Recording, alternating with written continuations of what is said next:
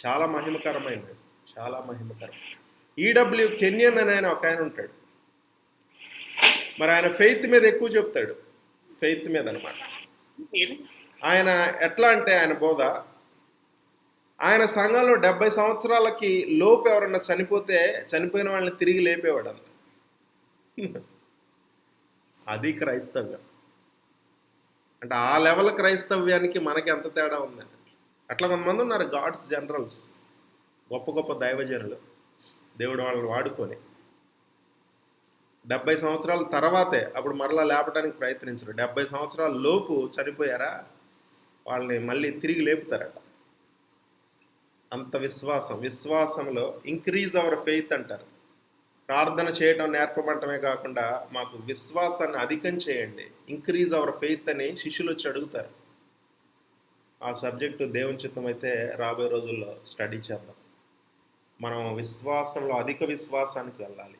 ఆవగింజంత విశ్వాసం నుంచి అధిక విశ్వాసం వెళ్ళాలంటే అంతా ఒకటే, ఏంటంటే వాక్యములో అధికం అవ్వాలి, జ్ఞానము, ప్రత్యక్షత జ్ఞానము, ఆత్మలో అభిషేకం అధికం అవ్వాలి, ప్రార్థనలో ముఖ్యంగా ఆత్మలో ప్రార్థన అన్నమాట. ఇవ్వటానికి కూడా విశ్వాసం ఉండాలి, ఖర్చు పెట్టడానికి కూడా విశ్వాసం ఉండాలి. కొంతమంది నన్ను చూస్తే వామ్మో ఏంటి దుబారా చేస్తాడు అనుకుంటారు. కాదు, జనరాసిటీ, మంచి జనరస్ పర్సన్ చూశారనుకోండి, అది దుబారా ఖర్చు కాదు. అంతే ఆ స్పిరిట్ ఆ డైమెన్షన్లో అలా ఫ్లో అవుతూ ఉంది. ఆత్మ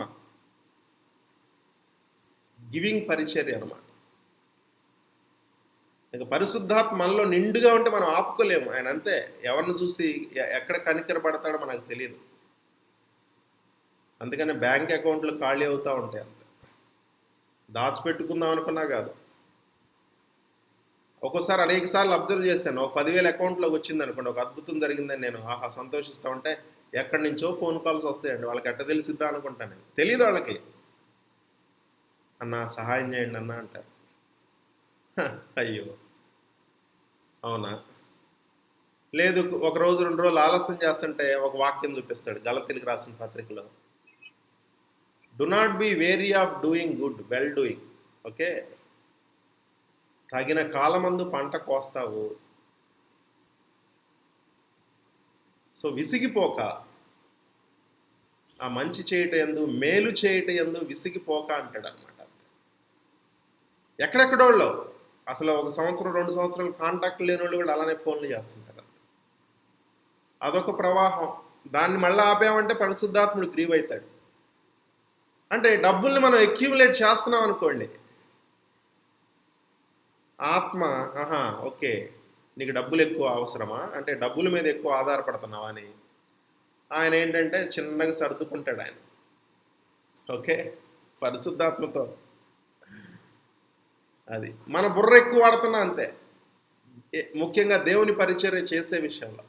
ఓకే చేసుకో, శక్తి చేత కాదు, బలము చేత కాదు, నా ఆత్మ చేతనే ఇది జరుగును. ఆత్మ స్వరం వినాలి, ఆత్మ పిక్చర్ చూపెట్టాలి, దర్శనం చూపెట్టాలి. అప్పుడు రావు గారు ఒక అంకె చెప్పండి సార్, ఒక అంకె చెప్పండి సార్ అంటే నేను అడుగుతున్నా, నాకేం చూపెట్టట్లేదు. షారామారా కూతరే. ఒక చెట్టుకి చూడండి, ట్రంక్ ఉంటుంది కదా, చెట్టు వేర్ల నుంచి ఆ మొద్దు వస్తుంది, అది మెయిన్ అనమాట, మెయిన్ ట్రీ లాగా, పిల్లర్ లాగా చెట్టుకి. ఈ బ్రాంచెస్, కొమ్మలు చూడండి ఇట్లా వంగిపోతాయి, ఇట్లా వంగిపోతాయి. అంటే అంటే ఒయ్యారాలు తిరుగుతూ ఉంటాయి అనమాట కొమ్మలు, ఇట్లా ఇట్లా వంకర టెంకరగా వెళ్ళిపోతాయి అనమాట. దాన్ని ఏమంటారంటే ఈల్డింగ్ అంటారు, ఈల్డింగ్. మరి ఈ మెయిన్ ట్రీ ట్రంక్ ఉంది కదా, అదే యేసుక్రీస్తు వారైనా లేకపోతే పరిశుద్ధాత్మ దేవుడైనా, ఆ పరిశుద్ధాత్మ దేవుడికి మనం ఈల్డ్, YIELDING లేదా సబ్మిషను, సరెండర్ అనమాట. అప్పుడు ఆయన ఎట్లా తిప్పుతాడో మనకు తెలియదు. అంటే మనం బ్రాంచెస్ కదా, యోహాను సువార్త 15లో చెప్తాడు. ఏ బ్రాంచ్ అన్న నిటారుగా ఉంటుందా అంటే ఇట్లా పక్కకో కిందకో పైకో కొంచెం ఇట్లా, ఓకే, రాలిపోయి ఉంటుంది అనమాట. మరి ఈల్డింగ్ అంటే అంతే, విరగొడతాడు. మనం అనుకున్నట్టు సాఫీగా ఉండవు జీవితాలు. అన్యులతో అందుకనే మనం పోల్చుకోకూడదు. అంత అసలు కాంపిటీషన్ లేదు మనకి. We are divine class. వాళ్ళకి అన్నీ సక్రమంగా జరగచ్చు. దాని తర్వాత ఏంటి? దట్ ఈజ్ వాట్ ఈరోజు సువార్త మొదలుపెట్టింది. లైఫ్ బియాండ్ డెత్ ఏంటి అన్నీ ఆలోచిస్తారు. కానీ అది చూడండి చక్కగా నిర్మల ఎంత పాట పాడండి. నేను ఈరోజు నాకు ఇప్పుడు ఈ ఈ మధ్య కాలంలో ఒక 10 నిమిషాలు కూడా నాకు చాలా ఇంపార్టెంట్ సమయం అండి. ఎందుకంటే వాక్యం గురించే 10 నిమిషాల వాల్యూ కూడా నాకు తెలుస్తుంది ఇప్పుడు. కానీ ఈరోజు ప్రత్యేకంగా నిర్మల్ అప్లోడ్ చేసేటప్పుడు మరలా ఒకసారి విన్నాను నిర్మల్ పాట. చిన్నోడు ఎంత మీనింగ్ ఉందంటే, అంటే పెద్ద అభిషేకం అని కాదు కానీ అక్కడ చాలా మీనింగ్తో చాలా సునాయాసంగా అలా పాడేశాడు. ఆలోచించావా ఆలోచించావా ఓ నేస్తం ఆలోచించావా. సూపర్ అసలు అది. ఆ పాటనే మరలా ఒకసారి పాడమంటాను ఎప్పుడన్నా. ఉన్నాడా నిర్మల ఆంటీ? ఉన్నాడండి, ఇక్కడే ఉన్నాడు. Yeah, go head. చాలా హ్యాపీ ఫీల్ అవుతుంది మాటలు విని. యా యా, నిజం. అంటే అది నన్ను బాగా తాకింది. ఆ రోజే తాకింది. ఈరోజు ఒక 10 to 12 మినిట్స్ కేటాయించి కొంతమంది ఫ్రెండ్స్ కూడా పంపించాను. చాలా very good, very good. Anything అంటే తను ఏది పాడాలనుకుంటే అది పాడమని చెప్పండి. నెక్స్ట్ వాక్యంలోకి వెళ్దాం. ఇప్పుడే. ఇఫ్ ఈస్ వెల్కమ్ యానా సిస్టర్. హలో, ఎస్ అమ్మా నిర్మల్. Praise Lord. చెప్తాను అలా చెప్తున్నాను.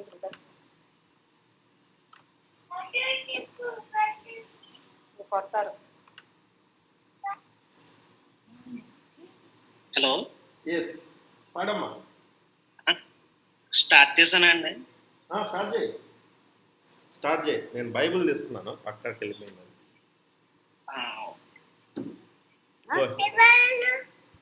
ఇక్కడ అంకుడు బైబిల్ తీసి వాక్యం చెప్తారు. అలా చేస్తే కొడతారు.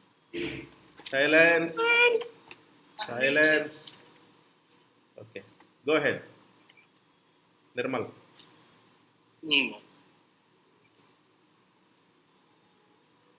సుందరుడా, అతిశయుడా, మహోన్నతుడా, నా ప్రియుడా. సుందరుడా, అతిశయుడా, మహోన్నతుడా, నా ప్రియుడా. 10,000లో నీవు అతి సుందరుడవు, నా ప్రాణ ప్రియుడవు నీవే. సారోను పుష్పమా, లోయలోని పద్మమా, నేను కనుగొంటినే. 10,000లో నీవు అతి సుందరుడవు, నా ప్రాణ ప్రియుడవు నీవే. సారోను పుష్పమా, లోయలోని పద్మమా, నేను కనుగొంటినే. సుందరుడా, అతిశయుడా, మహోన్నతుడా, నా ప్రియుడా. సుందరుడా, అతిశయుడా, మహోన్నతుడా, నా ప్రియుడా. నిన్ను చూడాలని, నీ ప్రేమలో ఉండాలని నేనాశించుచున్నాను.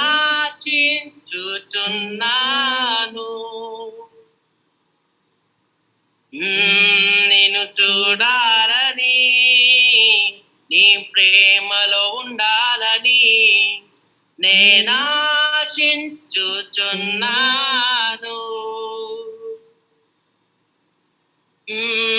నేను చూడాలని, నీ ప్రేమలో ఉండాలని నేనాశించుచున్నాను.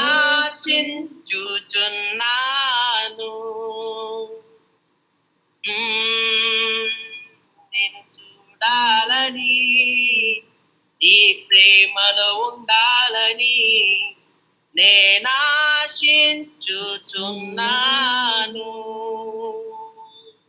శరమర సుందరుడా, అతిశయుడా, మహోన్నతుడా, నా ప్రియుడా, సుందరుడా, అతిశయుడా, మహోన్నతుడా, నా ప్రియుడా, యేసయ్యా, నా యేసయ్యా, నీ వంటి వారెవరు? యేసయ్యా, నా యేసయ్యా,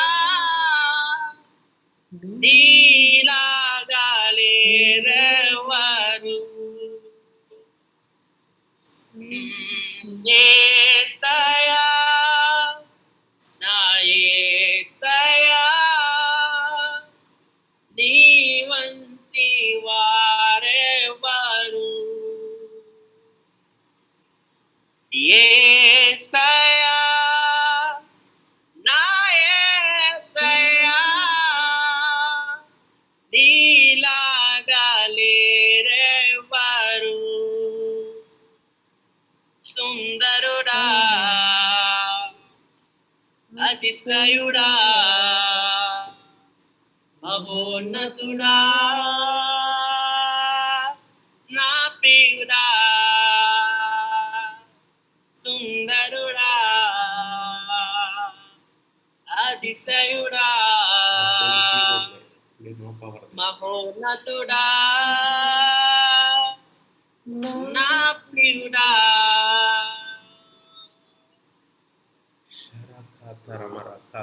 wonderful wonderful Nirmal, God bless. ఇంకా అది కీబోర్డ్ ప్లే చేస్తా పాడితే అద్భుతంగా ఉండేది. ఈ మధ్య కాలంలో ఎక్కువ తెలుగు పాటలో ఇదొక పాట అనమాట ఎక్కువగా ప్లే చేసేది. ఓకే, సో ఆశ కూడా అది నేర్చుకుంటుంది. గాడ్ బ్లెస్ వెరీ మచ్, చక్కని పాటను పాడావు. Thank you so much. Glory to God, glory to God. Vivan also likes this part.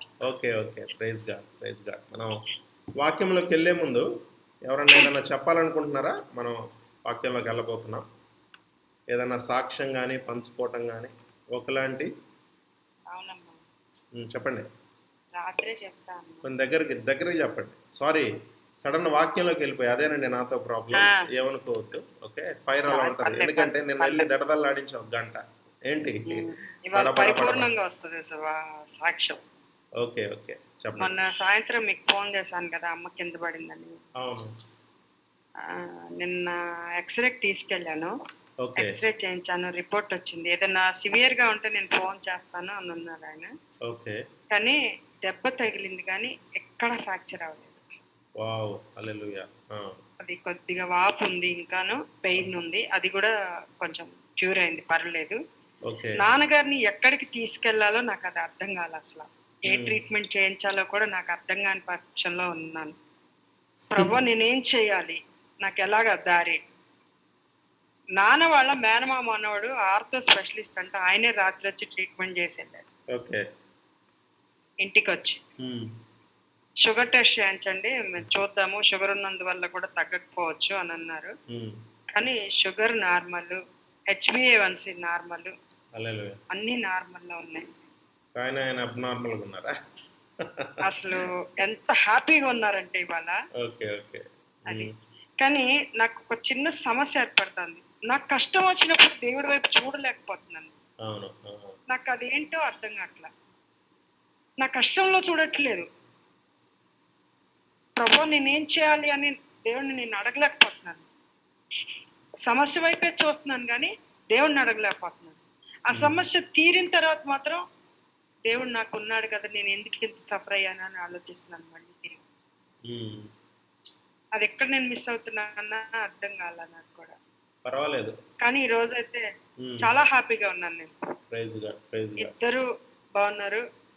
ఇందాక కొన్ని నా జీవితంలో జరిగినటువంటి సాక్ష్యాలన్నిటినీ అమ్మకి నాన్నకి, అది గొల్యాతుని దావీదు ఎలా ఇచ్చేశాడు వాటన్నిటి గురించి చాలాసేపు మాట్లాడుకున్నాం ఇంట్లో ఇవాళ వాక్యం గురించి. సరేనా? అలాంటి మధ్యలో అవకాశం ఎప్పుడు రాలేదు. ఓకే, అది దేవుని చిన్న నామానికి సాక్ష్యం దేవుడి గురించి. గాడ్ బ్లెస్ యూ అంటే glory to God. Sahas welcome, thank you చక్కగా ఈవినింగ్ చేసినందుకు. గాడ్ బ్లెస్ యూ అందరికీ. యా, సో మన వాక్యంలోకి వెళ్దామండి. మన ఆ సిరీస్లో కొనసాగింపుగా you and I are the fire of God, నీవు నేను దేవుని అగ్ని అయి ఉన్నాము అన్న దాంట్లో భాగంగా మనం హెబ్రీలకు రాసిన పత్రికలో 1, 2, 3 అధ్యాయాల్లో నుంచి క్రీస్తు యేసు వారికి ప్రవక్తలకి మరి ఈ కంపారిజన్, క్రీస్తు యేసు వారు సుపీరియరు, పాత నిబంధనకి కొత్త నిబంధనకి, సీనాయి పర్వతానికి సియోను పర్వతానికి. ఓకే, మనం ఇప్పుడు సియోను పర్వతం దగ్గరికి వచ్చాం. సియోను పర్వతం మీద సిలువ ఉంది, బలియాగం ఉంది. ఆ సిలువ నుంచి మనకు రక్షణ వస్తుంది, విడుదల వస్తుంది. ఓకే, వాళ్ళైతే అగ్నిని చూసి పోయారనమాట, భయపడ్డారు. మనం అట్లా కాదు. మరి మనమే దేవుని అగ్ని అయి ఉన్నామని ఉపధ్య 17-18 వచనాల్లో మనం చూసామన్నమాట. యాకోబు సంతతి వారు అగ్నిగాను, యేసేపు సంతతి వారు మంటగాను ఉంటారన్నట్లు. మరి దాంట్లో కొనసాగింపుగా ఏంటంటే స్వాస్థ్యం ఏమై ఉన్నదనేది మనం తెలుసుకోవాలి. మరి ఆ స్వాస్థ్యాన్ని దేవుని యందు, పరిశుద్ధుల యందు మన స్వాస్థ్యం ఏంటి? ఆ స్వాస్థ్యం మనం ఎలా తెలుసుకోవాలంటే దేవుని వాక్యం ద్వారా పరిశుద్ధాత్మ సహాయంతో మనం తెలుసుకోవాలి. మరి అందుకని బేసిక్ ఫౌండేషన్స్కి వెళ్ళాము. తిరిగి జన్మించిన అనుభవం మొదటి క్షణం నుంచి మనం ఏమవుతామంటే కొన్ని పాయింట్స్ చూసాం మనం. ఓకే, అది జస్ట్ దాన్ని చదువుతూ ఉంటాను. మొదటి ఏంటంటే మనం దేవుని పిల్లలమై ఉన్నాము. యోహాను సువార్త 1:10 నుంచి అనమాట. ఎందరైతే ఆయన అంగీకరించారో వారందరూ మరి ఆయన నామములో దేవుని పిల్లలగుటకు ఆయన అధికారం ఇచ్చాడు. వి బికేమ్ అనమాట. మనం అయ్యాము, ఆయన పిల్లలుగా అయ్యామన్నమాట. ఆయన మనల్ని ఆ విధంగా అడాప్ట్ చేసుకున్నాడు. తర్వాత మనం ఆయనతో పాటు వారసులమై ఉన్నాము, క్రీస్తుతో సహవారసులమై ఉన్నాము. ఆయనది ఏదైందో మంద కూడా అదే అనమాట. రోమిలకు రాసిన పత్రిక 8:17 చూస్తాం. తర్వాత దేవుని ఆత్మ మన హృదయంలోకి వస్తుంది. మరి అక్కడ 3 పాయింట్లు చూసాం. ఏంటి? కొలస్సీలకు రాసిన పత్రిక 1:27లో నీలో ఉన్న క్రీస్తు మహిమకు నిరీక్షణ ఉన్నాడు, అంటే మనలో క్రీస్తున్నాడు. తర్వాత 1 కొరింథీయులు 6:19లో పరిశుద్ధాత్మ మనలో ఉందని మనం తెలుసుకున్నాము. అంటే క్రీస్తు తర్వాత పరిశుద్ధాత్మ కూడా మనలో ఉన్నాడు. మరలా ఎఫెసీయులకు రాసిన పత్రిక 4:6లో తండ్రి అంతటా ఉన్నాడు, అంతటా వ్యాపించున్నాడు, తండ్రి మీలో కూడా ఉన్నాడు. అంటే తండ్రి అయిన దేవుడు కూడా మనలో ఉన్నాడు. ఓకే, అంటే తిరిగి జన్మించిన అనుభవంలో క్రీస్తు వారు, పరిశుద్ధాత్మ దేవుడు, తండ్రి అయిన దేవుడు, ముగ్గురు కాదు కానీ ముగ్గురు ఒకటే, ట్రినిటేరియన్ అనమాట. మరి ఇంగ్లీష్లో చక్కగా ఉంటుంది. ఇన్ క్రైస్ట్ ఏంటంటే fullness of God head. Okay, ఈ డ్వెల్స్ ఇన్ క్రైస్ట్ అనమాట. తండ్రి, కుమార, పరిశుద్ధాత్మ అంతా క్రీస్తులో ఉంటారు. కరెక్ట్ టైంకి క్రిస్టియన్ కూడా వచ్చాడు. దేవుని నామానికి మేరీ సిస్టర్ వెల్కమ్. ఓకే, మరి ఒక క్రీస్తు, పరిశుద్ధాత్మ, మరలా తండ్రి అయిన దేవుడు కూడా ఉంటాడు. ఇంతవరకు మనం చూసాము. సో ఇప్పుడు ఈరోజు చూడాల్సింది ఏంటంటే ఇంకొక పాయింట్ కూడా చూసాము. ఆ ముసుగు తొలగిపోతుంది. ఓకే, మరి యుగ సంబంధమైన దేవత అవిశ్వాసులకి గుడ్డితనం కలగజేస్తుంటే కనుక ఈ పరిశుద్ధ లేఖనాలు అర్థం కావు. మరి ఎప్పుడైతే తిరిగి జన్మించిన అనుభవం వచ్చిన తర్వాత పరిశుద్ధాత్మ నుండి ఆ ముసుగు మనకు తొలగిస్తాడు, ఆ మహిమ మనకి మీదకి వస్తుంది. అప్పుడు తేట తెల్లంగా మరి అభిషేకం, అభిషిక్తులు మనకు బోధిస్తుంటే అప్పుడప్పుడు అర్థమవుతూ ఉంటుందన్నమాట. మనం అంతవరకు చూసాం కదా. మరి ఈరోజు చూద్దాము. మనము స్వాస్థ్యాన్ని, వాగ్దానాల్ని మనం స్వతంత్రించుకుంటామని అంటున్నాం. వాగ్దానాల్ని మనం స్వతంత్రించుకుంటాం. చూడండి, ఇక్కడ ఒక భాగం ఉంది మనం అర్థం చేసుకోవాల్సింది. గలతీయులకు రాసిన పత్రిక 4వ అధ్యాయం 1వ వచనం నుంచి చూడండి. గలతీయులకు రాసిన పత్రిక 4వ అధ్యాయం 1వ వచనం. మరియు నేను చెప్పినదేమనగా, యా వారసుడు అన్నిటినికి కర్త ఉన్నను, బాలుడే ఉన్నంత కాలము అతనికిని దాసునికిని ఏ భేదము లేదు. తండ్రి చేత నిర్ణయింపబడిన దినం వచ్చే వరకు అతడు సంరక్షకుల యొక్కయో గృహ నిర్వాహకుల యొక్కయో ఆధీనములో ఉండెను. చాలు అటువలే చాలు చాలు ఓకే. వారసుడు, మనం దేవునిలో వారసులమై ఉన్నాము, క్రీస్తుతో సహవారసులమై ఉన్నాము, మనకు స్వాస్థ్యం ఉంది, మన వాగ్దానాల్ని స్వతంత్రించుకోవాలి. మరి తిరిగి జన్మించిన అనుభవం ఆ మొదటి రోజు నుంచి ఇది మనకు అర్థం కాదు. అసలు మన స్వాస్థ్యము ఏముంది అనేది మనకు అర్థం కాదనమాట. నెక్స్ట్ 1-2 సంవత్సరాలు కూడా అర్థం కాదు.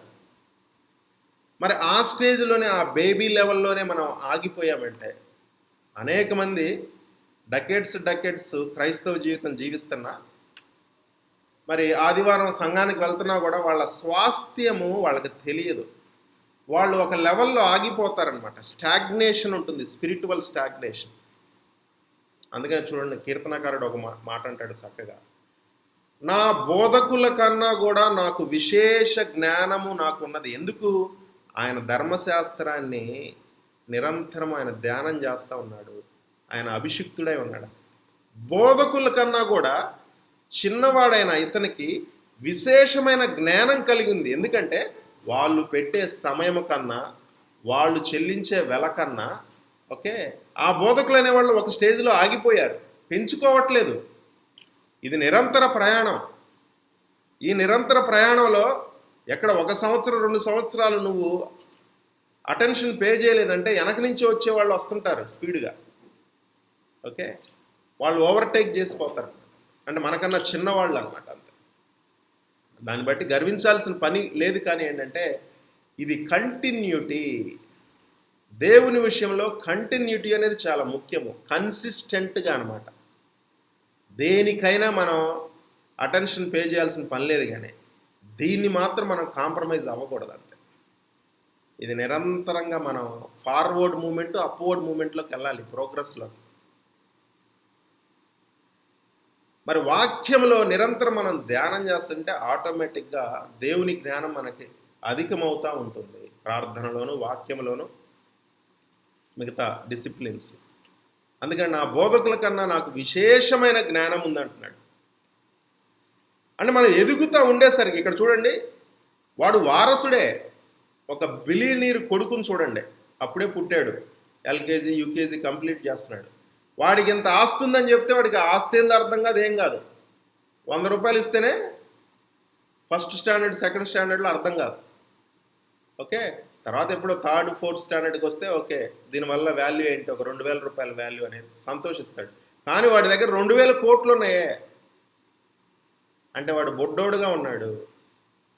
కానీ తర్వాత వాడు ఎప్పుడైతే కొంచెం ఒక గ్రాడ్యుయేషన్ లెవెల్కి వస్తాడో చూడండి, గ్రాడ్యుయేషన్, అప్పుడు ఆస్తి ఇలానా. అందుకనే ఎకనామిక్స్ వైపు, ఎకానమీ ఆ సబ్జెక్టులు డీల్ చేస్తారు, కామర్స్ ఎకానమీ వాళ్ళు, బాగా డబ్బులు ఉన్నవాళ్ళు. మరి అప్పుడు వాడికి తెలుస్తుంది, నాకు సమాన హక్కులు ఉన్నాయి, మరి ఈ ఆస్తితో నేను ఇంకా ఏం చేయొచ్చు అనేది. తండ్రి చేత నిర్ణయింపబడిన దినం వచ్చే వరకు అతడు సంరక్షకుల యొక్క గృహ నిర్వాహకుల యొక్క ఆధీనంలో ఉంటాడు. ఆ గ్రాడ్యుయేషన్ కంప్లీట్ చేసేంత వరకు కూడా ఏంటంటే ఇంట్లో ఉన్న మేనేజర్లు కూడా పైకి బాబుగారు అంటున్నా కూడా ఓకే, వాళ్ళ సంరక్షణలో ఉంటాడనమాట. ఎప్పుడైతే ఒక మెచ్యూర్డ్ స్టేట్ అటెన్ అవుతాడో ఇంకా అతను కూడా ఏంటంటే వారసుడు అని తెలుస్తుంది. ఎప్పటి నుంచి వారసుడు? ఇన్ని సంవత్సరాలు పట్టాలా, బేబీ లెవెల్ నుంచే వాడు వారసుడు, పుట్టిన దగ్గర నుంచి వారసుడు. అట్లానే దేవుని రాజ్యంలో కూడా ఏంటంటే మన స్వాస్థ్యము, మన రిచెస్ ఏంటంటే అది గంభీరమైందనమాట. ద అన్సెర్చబుల్ రిచెస్ ఆఫ్ క్రైస్ట్ అంటాడు. అన్సెర్చబుల్, పరిశోధింపజాలని అంతగా ఉన్నాయన్నమాట ఈ రిచెస్, ఈ ఐశ్వర్యము. క్రీస్తు యేసులో ఆ మహిమైశ్వర్యము, ఆ ఐశ్వర్యము అంటే స్పిరిచువల్గా మనం ఆలోచిస్తే మనంత వెల్తియెస్ట్ పర్సన్ ఎవరూ లేరు. మనకు అన్ని వాగ్దానాలు ఉన్నాయండి, వేలల్లో అన్ని వాగ్దానాలు ఉన్నాయి. కానీ మనకేంటంటే కొన్ని వాగ్దానాలు నెరవేరితే అవి చాలు అనుకుంటాం. కానీ అసలు ఇన్ని వాగ్దానాలు ఉన్నాయని నీ ఆత్మీయ జీవితంలో నీకు ఎప్పుడు తెలుస్తుంది? అన్ని వాగ్దానాల కన్నా ఇంకో గొప్ప వాగ్దానం అంటే రక్షణ తర్వాత ఏంటంటే, మీరు చెడ్డవారై ఉండి మీ పిల్లలకు మంచి ఈవుల ఇయ్యనెరిగి ఉండగా పరలోకముందున్న తండ్రి వాటికంటే మరింత శ్రేష్టంగా, మరి ఆ శ్రేష్టమైనది ఏంటంటే పరిశుద్ధాత్మని మీకు అనుగ్రహింపలేదా? ఒకడు రొట్టెని అడిగితే రాతినిస్తాడా? ఓకే, చేపను అడిగితే పామునిస్తాడా? పరిశుద్ధాత్ముడు ఆయన మన స్వాస్థ్యము. మరి పొందుకున్నావా? ఆ పరిశుద్ధాత్మ వాగ్దానాన్ని పొందుకున్నామా? మరి ఆ పరిశుద్ధాత్మ వస్తే ఆయన 7 రకాల ప్రవాహాలు, 9 ఆత్మవరాలు తీసేయండి, 9 ఫలాలు తీసేయండి, 7 రకాలుగా అన్నమాట. సపోజ్ ఎదుటి వాళ్ళు అది దేనికి, పరిచర్యకి, ఎదుటి వాళ్ళకి స్వస్థత అవసరమైందనుకో, పరిశుద్ధాత్ముడికి తెలుసు ఆ డైమెన్షన్లో ఆయన స్వస్థత వరాన్ని రిలీజ్ చేస్తాడు. ఒకళ్ళకి బుద్ధివాక్యమో జ్ఞానవాక్యమో కావాలి, ఆ సమయంలో ఒక సరైన మాట కావాలి. ఫర్ ఎగ్జాంపుల్ ఇప్పుడు రావు గారికి ఒక అంకె కావాలి. ఆయన ఎక్కువగా నా కళల మీద ఆధారపడతారు.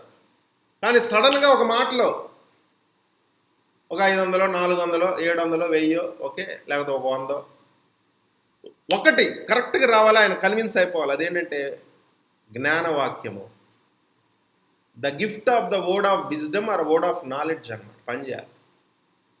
నతానియేలు ఇజ్రాయేలులో ఏ కపటము లేనివాడు. అలా అలా చెప్పేశావు. ఇదిగో ఆత్మ వరం ఆపరేట్ అయింది ప్రభు అయిన యేసుక్రీస్తు వారు. నువ్వు అంజూరపు చెట్టు దగ్గర నిల్చున్నప్పుడే నేను నిన్ను చూశాను. పేరు కూడా ఆత్మలో గ్రహించేశాడు. అంటే ఒక వరం ఆపరేట్ అయింది ప్రభు అయిన యేసుక్రీస్తు వారికి. ఇక్కడే సికింద్రాబాద్లో ఒకరోజు బుక్ స్టోర్లో కూర్చొని ఉన్నా, ఫ్రెండ్స్తో మాట్లాడుతుంటే ఎవరో ఒక ఫ్యామిలీ వచ్చారు. ఒక చిన్న బుడ్డోడు ఉన్నాడు. వాళ్ళ పేర్లు తెలియదు, వాళ్ళంతా ఎక్కడో వాళ్ళు అనమాట. సడన్గా నేమ్ ఏదో ఎవరు అడుగుతుంటే నేనే నేమ్ చెప్పేసా సడన్గా. ఆ టైంకి అట్లా తట్టేసింది. అది కొంచెం అభిషేకించబడిన ప్రాంతం, క్రిస్టియన్ బుక్ సెంటరే, కరెక్ట్గా అదే పేరు అనమాట. అక్కడ తల్లిదండ్రులు ఆశ్చర్యపోయారు. ఇట్లా అప్పుడప్పుడు జరుగుతుండే. అదే ఇంకా అభిషేకం పొంగి పొరలే వాళ్ళల్లో వేలాది మంది ఎదురుగా ఉంటే పేరు పెట్టి పిలుస్తారు చూడండి. నేను నిన్ను పేరు పెట్టి పిలిచి ఉన్నాను. అది క్రైస్తవులకు అనేక మందికి అర్థం కాదు. మోసం చేస్తున్నారా అంటారు అన్నమాట. ఎందుకంటే శరీరానుసారంగా భౌతికంగా వాళ్ళు ఆలోచిస్తారు కనుక. సో ఇప్పుడు మన సబ్జెక్ట్ ఏంటంటే మన వాగ్దానాల్ని స్వతంత్రించుకోవాలి. ఓకే, ఎన్ని వాగ్దానాలు ఉన్నాయి, అన్నీ మనం పొందుకున్నామంటే మనంత రిచెస్ట్ పర్సన్ లేదు. ఆత్మీయంగా ఉన్న వాటిని, ఆత్మీయ ఆశీర్వాదాలని మనం కన్వర్ట్ చేసావంటే మెటీరియలిస్టిక్గా, ఫిజికల్ బ్లెస్సింగ్స్గా, ఇంకంతే నీవు ఆశీర్వాదముగా ఉందువు. అబ్రహాముకి ఇచ్చిన ఆశీర్వాదం, నీ నామమును గొప్ప చేయుదును, నిన్ను పెక్కుమంది అగినట్లు నేను చేతును. నువ్వు ఇతరులకు ఆశీర్వాదంగా ఉండు. మనకే ఆశీర్వాదం లేకపోతే మనం ఇతరులకు ఎప్పుడు ఆశీర్వాదం ఉంటామండి? అంతే కదా. ఇప్పుడు అరుణ్ ఉన్నాడు, కొన్ని లక్షలు అయితే మన ప్రయత్నం మనం చేయాలి, ప్రార్థనలే కాదు. మరి అట్లా ఇంకా రకరకాల అవసరతలు ఉన్నారు. ఒకలాంటివి ఉంది. నాకు ఎప్పుడు అనిపిస్తుంటుంది, నాకు కొంచెం భారీగా ఉంటే, అంటే 1,00,000 రూపాయలు ఉంటే 1,00,000 రూపాయలు ఇచ్చేయలేను. కానీ అప్పుడు దేవుడు స్వరం మాట్లాడితే ఇచ్చేయాలి, తప్పదు. కానీ ఆమె చేత మంచి హోటల్ పెట్టించాలని ఉంటుంది నాకు. ఎందుకంటే అక్కడ ఆమె తలాంత్ ఉంది.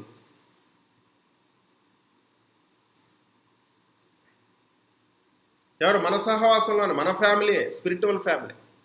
మరి తిమోతి గారు 1,50,000 చుట్టూ గోడ కడితే సంఘానికి, ఆయన ఇంటికి కాదు. షారామారా అంటే ముందర మనం ఆశ్రయింపబడాలి. అటో ఇటో చూడాల్సిన అవసరం లేదు. మనం ఆశ్రయింపబడితే ఓకే, మనం ఇతరులకు ఆశీర్వాదకరంగా ఉంటాము. మన స్వాస్థ్యము, మన వాగ్దానాలు మనం తెలుసుకోవాలి. వాటిని పొందుకోవాలి, స్వతంత్రించుకోవాలి. అందుకనే ఎఫీసీయులకు రాసిన పత్రిక 1:18-19 ఒకసారి చదువుతారా ప్రసన్నక్క? ఆల్రెడీ చదవాల్సిన అవసరం లేదు, మీరు చెప్పేయగలరు. చెప్పండి టకటక. బట్టి పెట్టారు కదా, మర్చిపోయారు జ్వరం వచ్చేసరికి. సరే చదవండి. బట్టి పట్టిందండి బాబు, అప్పచెప్పింది గ్రూప్లో. నన్ను చదవమంటారా? అది మీ మనోనేత్రములు వెలిగింపబడింది. ఎస్, ఆయన మిమ్మల్ని పిలిచిన పిలుపు వలన ఆయన నిరీక్షణ ఎట్టిదో, పరిశుద్ధులలో ఆయన స్వాస్థ్యం యొక్క మహిమైశ్వర్యం ఎట్టిదో. చూడండి, పరిశుద్ధులలో, ఎక్కడ కాదు, దేవుల్లో కాదు, పరిశుద్ధులలో ఆయన స్వాస్థ్యము యొక్క మహిమైశ్వర్యం ఎట్టిదో. అంటే ముందర తెలుసుకోవాలి మనం, దానికి మన మనోనేత్రాలు వెలిగించబడాలి. ఈరోజు కూడా ప్రార్థన చేశా, ట్రావెల్ చేస్తా, నా మనోనేత్రాలు వెలిగించాడండి. నిర్మలో యవనస్తులు తప్పకుండా ఇప్పటి నుంచే ఆ ప్రార్థన చేయాలి, పర్సనలైజ్డ్ అనమాట. చాలా గంభీరంగా వస్తారు, దాని ద్వారా కొత్త కొత్త పాటలు వస్తుంటాయి. కొన్ని ప్రార్థనలు చాలా సీక్రెట్ ప్రేయర్స్ అనమాట, సీక్రెట్స్ ఆఫ్ ప్రేయర్స్ ఇదొకటి. తర్వాత మూడ్లో ఉంటుంది ఇంకొక ప్రార్థన, సరే అది వేరే విషయం. ఓకే, సరేనండి, మన వాగ్దానాలు మనం స్వతంత్రించుకోవాలి. నెక్స్ట్ చూడండి, మనకు తెలిసిందే బాగా అందరికీ, మనం చీకటి రాజ్యం నుంచి ఆశ్చర్యకరమైన క్రీస్తు యేసు యొక్క వెలుగు రాజ్యంలోకి మనం వస్తాము. ఆయన గుణాతిశయాలను మనం ఏంటంటే ప్రచురం చేయుటకు ఇతరులకు కొలస్సీలకు రాసిన పత్రిక 1:13 చూడండి. కొలస్సీలకు రాసిన పత్రిక 1:13. నిర్మలకు లేదా? ఆయన మనలను అంధకార సంబంధమైన అధికారంలో నుండి విడుదల చేసి తాను ప్రేమించిన తన కుమారుని యొక్క రాజ్య నివాసులుగా చేశాను. ఆ కుమారుని యందు మనకు విమోచనం అనగా పాప క్షమాపణ కలుగుచున్నది. ఎస్, అంధకార సంబంధమైన రాజ్యంలో నుంచి అంట తన కుమారుడైన యేసుక్రీస్తు యొక్క ఆశ్చర్యకరమైన వెలుగు రాజ్యంలోకి తీసుకొచ్చారు. Now we are in the kingdom of the marvellous light of Jesus Christ అంటున్నాడు. మామూలు లైట్ కాదు, మార్వెలస్ లైట్ అంటున్నాడు అనమాట. ఓకే, ఆ రాజ్య నివాసులుగా చేశాడు. ఆహా, నేను 98లో తిరిగి జన్మించినప్పుడు ఇవన్నీ నాకు తెలియవు. తర్వాత ఒక్కొక్కటి తెలుసుకోవటం ఒక మెట్టు అయితే, ఓకే, వాటిని స్వతంత్రించుకోవటం ఇంకొక మెట్టు. అనిల్కి తెలియదు, ఎప్పటి నుంచో క్రైస్తవుడు.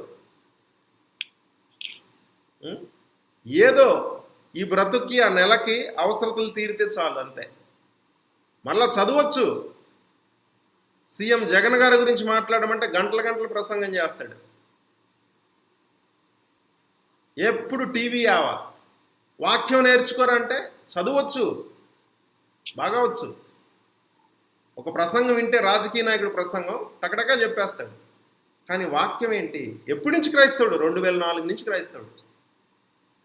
కానీ స్ట్రగుల్ అలానే కంటిన్యూ అవుతా ఉంది. కనీసం ఆయన పిల్లలన్నా ఓకే మంచి అక్కడ ఉండి చదువుకుంటా వాళ్ళందరినీ దేవుని సేవ చేయాలని నాకు ఆశ అనమాట. వాళ్ళందరూ భవిష్యత్తులో దేనికి వద్దు. ఒకరోజు వైఎంసీలో నా పక్కనే ఉన్నాడు. ఏం చేద్దాం అంటే మా పిల్లలు గొప్పగా చదవాలన్నా, ఐఏఎస్లు ఐపీఎస్లు అవ్వాలన్న టైప్లో మాట్లాడుతున్నాడు. ఇంకా లేసాను, మళ్ళీ గట్టిగా లేసాను. ఇప్పుడే వచ్చానులేండి అనిల్. గట్టిగా అరిశాను. అప్పుడే అనకాపల్లి అమ్మగారి అభిషేకం వచ్చింది నా మీదకి. ఆ రోజు వెళ్ళొచ్చాను. అంటే ఆ రోజు ఆమె అక్కడే ఉంటుంది సిరిపురం దగ్గర. అక్కడి నుంచి వచ్చాము. ఇంకా అభిషేకం పనిచేస్తుందంటే డబల్ అభిషేకం అనమాట. ఓకే, ఇంకంతే.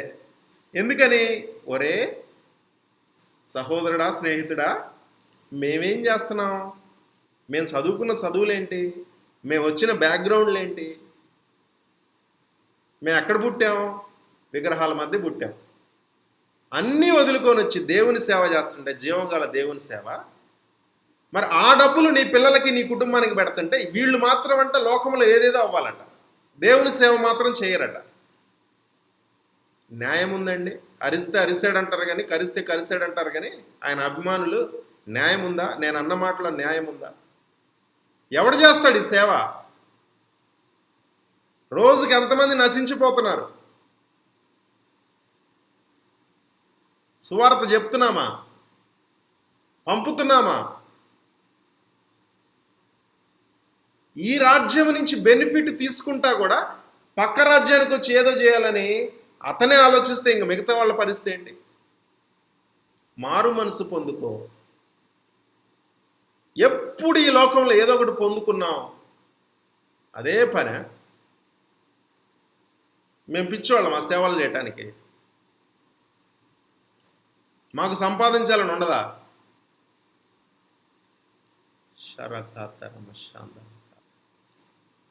బాధ అండి, బాధ అంతే, అందరితో ఏం లేదు. ఓకే, షరఖాతరమ ఎంతండి?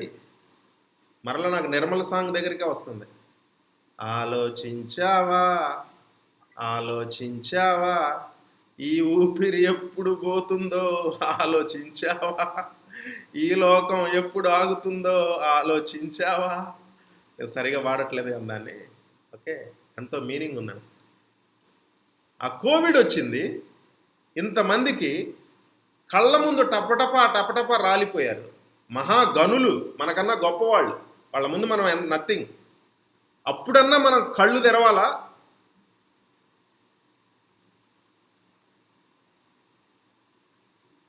అప్పుడప్పుడు నేను ఆశా కూర్చొని మాట్లాడుకుంటాం. నిజమే, 10 సంవత్సరాలు 20 సంవత్సరాలే ఈలోపు దేవుడు వచ్చాడు అనుకోండి, అప్పుడు వరకు సంపాదించుకున్న ఆస్తులు ఏమైతాయండి?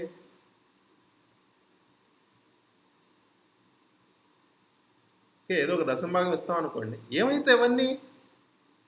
అప్పుడు తెలుస్తుంది, అరే ఎంత వ్యర్థమురా ఈ జీవితం, ఎంత వ్యర్థంగా కష్టపడ్డామరా అనుకుంటాం అనమాట. దాన్నే దేవుని రాజ్యానికి పెడితే ఏదో ఒక రూపంలో, ఇక్కడికి కాకపోతే ఆఫ్రికాకి పంపించుకోండి.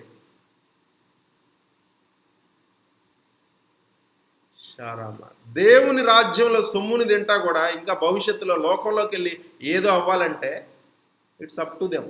అందుకనే వచ్చింది పరిశుద్ధాత్మ లోపల నుంచి అనమాట. అంతే.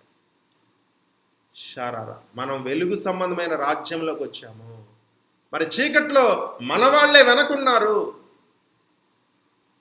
మన వాళ్ళే, మన రక్త సంబంధీకులు, బంధువులు, మన స్నేహితులు, మనల్ని ఇష్టపడిన వాళ్ళు, మనకి చప్పెట్లు కొట్టిన వాళ్ళు మన పైకి వెళ్తుంటే మన శత్రువులు కూడా.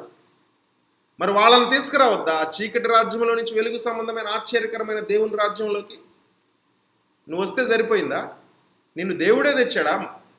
వేరే సేవకుల్ని వాడుకోలేదా?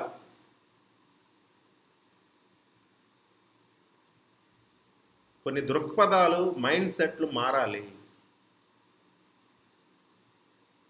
పరలోకంలో సమకూర్చుకొనిడి ధనాన్ని.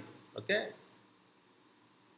ఇక్కడ ఉండాలి, చీమల్లాగా వేసవ కొరకు ఇక్కడ సమకూర్చుకోవాలి, కానీ కొంత అంతే. అట్ ద సేమ్ టైం దేవుని రాజ్యానికి కూడా కనీసం డబ్బు కాకపోయినా మన సమయాన్ని వెచ్చించాలి. ఆయన పనిలో మనం ఉండాలి. ఈ మధ్యకాలంలో సువార్త పత్రాల పరిచర్య అనేది అసలు కనపడట్లా. ఎవరో కొద్దిమంది చేస్తున్నారు డెడికేటెడ్గా. హెబ్రోను వాళ్ళు చాలా గొప్పగా చేసేవాళ్ళు ఆ విషయంలో. షరామలాక. సరే, ఎఫీసీయులకు రాసిన పత్రిక 1:3 పరలోకమందున్న మరి ప్రతి ఆత్మీయ ఆశీర్వాదంతో ఆయన మనల్ని ఆల్రెడీ ఆశీర్వదించాడు. Yes blessed already with every spiritual blessing in Jesus Christ అన్నమాట. అది తెలుసా? అంతకన్నా నీకన్నా నువ్వు అగ్నే కాదు, నువ్వు వెల్తియెస్ట్ పర్సన్వి క్రైస్తవుడా. నువ్వు చాలా ఐశ్వర్యవంతుడివి. అదే విశాఖపట్నం వెళ్ళినప్పుడు మా క్లాస్మేట్ ఒక అతను అంటుంటాడు, ఇద్దరం కలిసి బీర్లు తాగేవాళ్ళం ఫస్ట్ ఇయర్. తర్వాత కొద్ది నెలలకి నేను ఇటు వచ్చేసాను అంతే. ఇప్పుడు ఇంకొక స్పిరిట్ పరిశుద్ధాత్మ, వాళ్ళు ఆ స్పిరిట్లో ఇంకా ఉన్నారు. కోట్లు సంపాదించారు విశాఖపట్నం. సాంబి, మీలో ఉన్న పీస్ మాకుండదు. కోట్లుండి కూడా బీచ్ రోడ్లో నిల్లు, పెద్ద పెద్ద వ్యాపారాలు, పీస్ లేదు. ఎవరి మనసు అయితే యెహోవా మీద ఆనుకొనినో వాళ్ళని పూర్ణ శాంతి కలవానిగా చేస్తున్నాడు. Is the prince of peace. అది కూడా స్వాస్థ్యమే.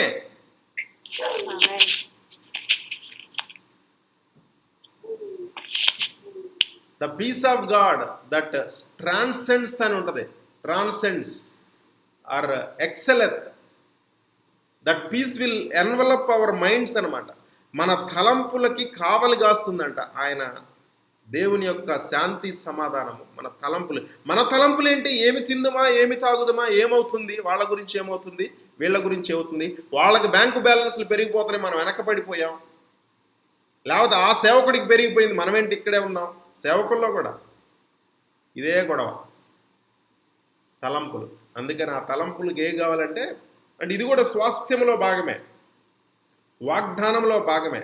దాన్ని పరిశుద్ధాత్మ దేవుడే ఆయన సమాధానాన్ని, క్రీస్తు సమాధానాన్ని, క్రీస్తు మనస్సుని, ఓకే, అట్లా మన తలంపులకి కావలగాయాలి. లోకం ఏమైపోతున్నా సరే, మన పరిస్థితి అగ్నిగుండంలో ఉన్నట్టున్నా సరే, కానీ మనం చెలించము. ఒక స్పిరిచువల్ పీస్ అనేది ఆ ప్రజెన్స్ మనల్ని కవర్ చేయాలన్నమాట. అది అర్థం కాదు లోకస్తులకి. అంతే అర్థం కాక ఏమంటారంటే మనల్ని వెర్రోళ్ళు, పిచ్చోళ్ళు అనుకుంటారు.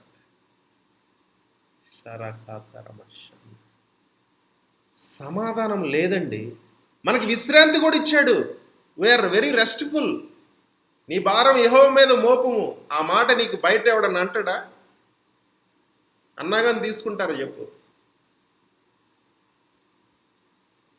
ఆయన ఇచ్చేంత వాగ్దానాలు ఎంత గంభీరమైనవి, ఆయన ప్రణాళికలు ఎవరండి నీ గురించి ఆలోచించి, నీ గురించి నువ్వు నేను కూడా ఆలోచించలేము. మన గురించి మనం కూడా, మన తల్లిదండ్రుల కన్నా ఎక్కువగా ఉంటాయి ఆయన తలంపులంతా. ఏమొద్దండి, ఒక్కోసారి అనిపించింది, వద్దు ప్రభు, ఏమొద్దు, ఒక రెస్ట్ కావాలి ప్రభు అన్నట్టు. విశ్రాంతి ఉంటే చాలు, ఒక మంచి నిద్ర ఉంటే చాలు. తన ప్రియులు నిద్రించుచుండగా వారికి ఆహారం ఇస్తాడంట. తన ప్రియులు నిద్రించుచుండగా సోమరిపోతులను ఫీల్ అవ్వడు ఆయన. ఆయన ఉన్నాడని నిశ్చింతతో, ఓకే, చక్కగా నిద్రపోతాం. ఆ నిద్ర కోటీశ్వరులకు కూడా లేదు. షారామారా. ఇప్పుడు చూద్దాం. మీరు నేను దేవుని అగ్ని అయి ఉన్నాము. ఆ అగ్ని మీద కొంచెం కొద్ది నిమిషాలు మనం ధ్యానం చేద్దాం. ఇర్మియా అనే ప్రవక్త ఉన్నాడు, యవన కాలం నుంచే పిలువబడ్డాడు. ఓకే, అతనికి అర్థమైంది దేవుని అగ్ని అది ఏ విధంగా ఉంటుందని అతనికి అర్థమైంది. చిన్నప్పుడే పిలిపించుకున్నాడు. ఇర్మియా 1వ అధ్యాయంలోనే ఉంటుంది. నేను బాలుడను, నాకొద్దిది, నా వల్ల కాదన్నాడు. జనములకు ప్రవక్తగా నేను నియమించి ఉన్నాను. ఆ పరిచర్య మామూలు పరిచర్య కాదండి. 40 సంవత్సరాలు పరిచర్య చేశాడు. దేవుని వాక్ వస్తూ ఉంది, చెబుతా ఉన్నాడు జనాలకి. వాళ్ళెవరో అన్యులు కాదు, నిబంధనలో ఉన్న ఇజ్రాయేలీలే. తిరుగుబాటు స్వభావం కలిగిన వాళ్ళు, స్టిఫ్ నెక్డ్ పీపుల్, ఇనప నరము ఇనప మెడ కలిగిన వాళ్ళట. వాళ్ళకి చెప్తుంది తప్పుడు బోధ కాదు, రైట్ బోధే చేస్తున్నాడు. 40 సంవత్సరాలు డబ్బు కూడా ఏది ఆశించకుండా చేస్తూ ఉన్నాడు. ఒక్కడ కూడా వినలే. వినకపోవటం కాకుండా ఈయన మీద తిరుగుబాటు, ఈయన మీద పర్సిక్యూషన్, నిందలు, అవమానాలు. ఒకరోజు ఇంక భరించలేకపోయాడు అనమాట. మరి అప్పటికి 50 సంవత్సరాలు వచ్చినాయేమో. 40 సంవత్సరాల పరిచర్య అంటే ఆయన దగ్గర 14-15 సంవత్సరాలు అప్పుడు పిలుచుకుంటే ఒక 55-60 కంప్లైంట్స్ వస్తాయి కదా. ఇంకా వృద్ధాప్యంలోకి వస్తున్నాడు. ఎవరు? ఆ శ్రమ పెట్టే వాళ్ళని, ఆ విమర్శకులని, ఆ శత్రువులని, ఆ యొక్క చెడ్డ పీపుల్ అనమాట. వాళ్ళు విక్కుడ్ పీపుల్. వాళ్ళందరూ బాగానే ఉన్నారు, నేనేంటి ఇట్లా శ్రమ పడుతున్నాను. ఓకే, ఇంకా ఎంత ఎక్స్టెంట్కి వెళ్ళిపోయిందంటే దేవుడి గురించి దేవుడికే కంప్లైంట్ చేస్తున్నాడు ఇర్మియా. అది చూద్దాం ఎక్కడో. ఇర్మియా 20వ అధ్యాయం 7వ వచనం చూడండి. దేవుని గురించి దేవునికే మనం కూడా చేస్తుంటాం కదా అప్పుడప్పుడు. యెహోవా నీవు నన్ను ప్రేరేపింపగా నీ ప్రేరేపణకు లోబడితిని. నీవు బలవంతం చేసి నన్ను గెలిచితివి. నేను దినమెల్లా నవ్వుల పాలైతిని. అందరూ నన్ను ఎగతాళి చేయుదురు. ఏలయనగా నేను పలుకున్నప్పుడెల్లా బలాత్కారం జరుగుచున్నది, దోపుడు జరుగుచున్నది అని ఎలుగెత్తి చాటింపవలసి వచ్చాను. దినమెల్లా యెహోవా మాట నాకు అవమానమునకును ఆయాసమునకును హేతువాయను. ఆయన పేరు నేను ఎత్తను, ఆయన నామమును బట్టి ప్రకటింపను అని నేను అనుకుంటున్నా. అది నా హృదయములో అగ్ని వలె మండుచు నా ఎముకల్లోనే మూయబడి ఉన్నట్టున్నది. నేను ఏడ్చి విసికి ఉన్నాను, చెప్పక మానలేదు. నలుదిక్కుల భయము అని అనేకులు గుసగుసలాడుట వింటిని. వారు దుర్మార్గుడని మీరు చాటించినడలా మేమును చాటించమందురు. అతడు ఒకవేళ చిక్కుబడును, అప్పుడు మనం అతన్ని పట్టుకొని అతని మీద పగ తీర్చుకుందామని చెప్పుకొని నాకు ఓకే. మన ఆయన ప్రేరేపిస్తున్నాడు, ఆయన ప్రేరేపణకు లోబడ్డాడు, ఈల్డ్ అయిపోయాడు హోలీ స్పిరిట్కి.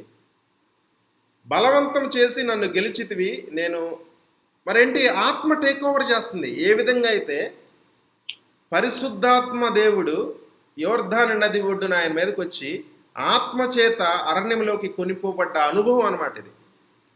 ఈయన 40 సంవత్సరాలు చేస్తున్నాడు, వింటలేదు అసలు, వాళ్ళంతా ఇంక చెప్పాల్సిన పని లేదు. ఓకే, కానీ ఈయన ప్రేరేపిస్తూ ఉన్నాడు. ఈయన ఎక్కడ ఉన్నాడు? అభిషేకం ఉంది కదా లోపల, ప్రేరేపిస్తూ ఉంది. ఆపుకోవాలనుకుంటున్నాడు, ప్రేరేపిస్తూ ఉంది. లోపల నుంచి ఆత్మ బలవంతం చేస్తుందంట. చివరికి ఎవరు గెలిచారు? 1వ వచనం, 1 కాదు 7వ వచనం, నీవు బలవంతం చేసి నన్ను గెలిచితివి. కానీ ఏమైంది రిజల్ట్? అబ్బో, మరి ఎంత బలవంతంగా వస్తుందండి దేవుని బోధ, వాక్యం లోపల నుంచి అగ్నిలాగా వస్తుందండి. కానీ రిజల్ట్ ఏంటంటే నేను దినమెల్లా నవ్వుల పాలైతేని. ఒరెర్రోడా, పిచ్చోడా, రక్త సంబంధికులకి అర్థం కాలేదు, బంధువులకి అర్థం కాలేదు. ఇది పిచ్చిదే, ఇది ఎర్రిదే. వాడా వాళ్ళ అబ్బాయి, మనం అనుకున్నాం 5-6 సంవత్సరాలు అనుకున్నాం. ఓకే, ఎప్పుడో మ్యారేజ్ కోసం ఎవరో అమ్మాయిలతో లవ్లో పడి ఉంటాడులే, మారాడు అనుకున్నాం. కాదంట, మనం అనుకున్న తప్పంట. వీడు ఎప్పుడో విశాఖపట్నం ఇంజనీరింగ్ చదవడానికి వెళ్ళాడు, వీడు అప్పుడే ఈ ఏసఐతో ఇట్లా అయిందంట. ఇప్పుడు అంట 20 సంవత్సరాలు ఈయన ప్రార్థన చేస్తుంటే ఏదేదో జరిగిపోతున్నాయి. ఇది మంచి జరిగినవాడు అన్నిలకే ప్రార్థన చేస్తున్నా. మాటలు దినమెల్లా నవ్వుల పాలైతిని. అందరూ నన్ను ఎగతాళి చేయుదురు. ఎందుకు? అభిషేకానికి లోబడి, అభిషేకము దేవుని ఆత్మ బలవంతం చేస్తుంటే ఆయన చెప్పమని చెప్తున్నందుకు ఎగతాళి చేస్తున్నారట. ఏలైనగా నేను పలుకున్నప్పుడెల్లా బలాత్కారం జరుగుతున్నది. అయ్యో, కొట్టబోతున్నారు, గెంటైపోతున్నారు, నెట్టివేయబోతున్నారు, దోపుడు జరుగుతున్నది అని ఎలుగెత్తి చాటింపవలసి వచ్చిన. అంటే ఇది జరుగుతుంది అనమాట. ఇక్కడ బలాత్కారం, మీరు తప్పు చేస్తున్నారు, మీరు దోపిడీ చేస్తున్నారు అంటే ఆయన సత్యం చెప్తున్నాడు. ప్రభువారు కూడా అంతేగా, యోహాను సువార్త 8లో నేను సత్యం చెప్పుచున్నానని మీరు నన్ను చంపగోరు చూస్తున్నారా అంటే అభిషేకంతో ఇది ఒక ప్రాబ్లం అండి.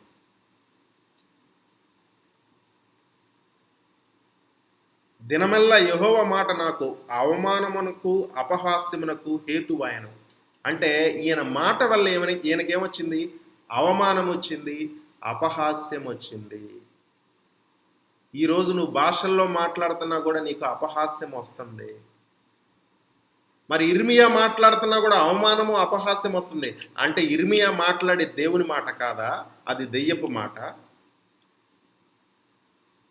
ఇర్మియా మాట్లాడుతుంది 100కి 1000 పాళ్ళు, ఓకే, 100కి 100 పాళ్ళు దేవుని మాటే.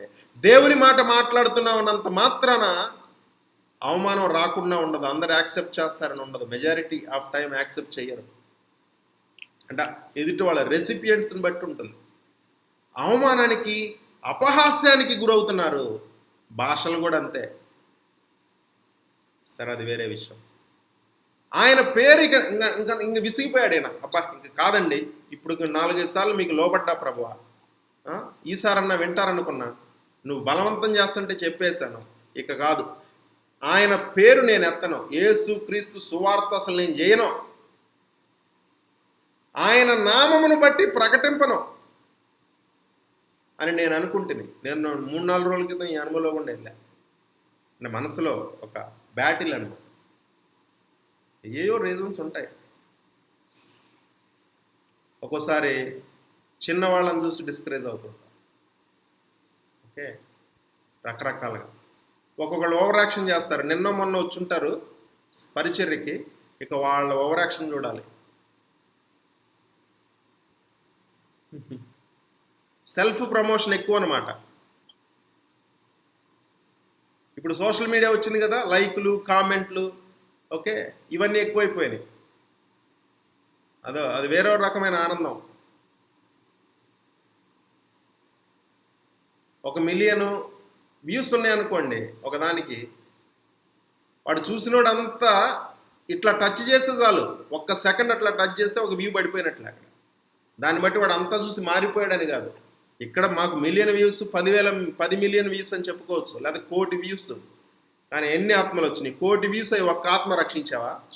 దీని అంతటికి దూరంగా ఉండు, ఎవడికో సువార్త ప్రకటించు, అతన్ని దేవుళ్ళలోకి నడిపించు. లోకానికి ఎవడికి తెలియదు.